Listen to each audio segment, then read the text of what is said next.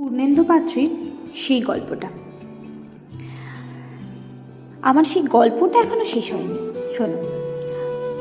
পাহাড়টা আগেই বলেছি ভালোবেসেছিল মেঘকে, আর মেঘ কীভাবে শুকনো খটখটে পাহাড়টাকে বানিয়ে তুলেছিল 26 বছরের ছোকরা, সেটা আগেই শুনেছ।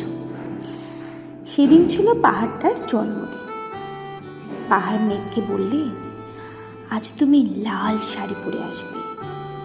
মেঘ পাহাড়কে বললে, আজ তোমাকে স্নান করিয়ে দেব চন্দন জলে। ভালোবাসলে নারীরা হয়ে যায় নরম নদী, পুরুষেরা জ্বলন্ত কাঠ। সেইভাবেই মেঘ ছিল পাহাড়ের আলিঙ্গনের আগুনে, পাহাড় ছিল মেঘের ঢেউ জলে। হঠাৎ আকাশ জুড়ে বেজে উঠল ঝড়ের জগৎ ঝম্প, ঝাঁকড়া চুল উড়িয়েছে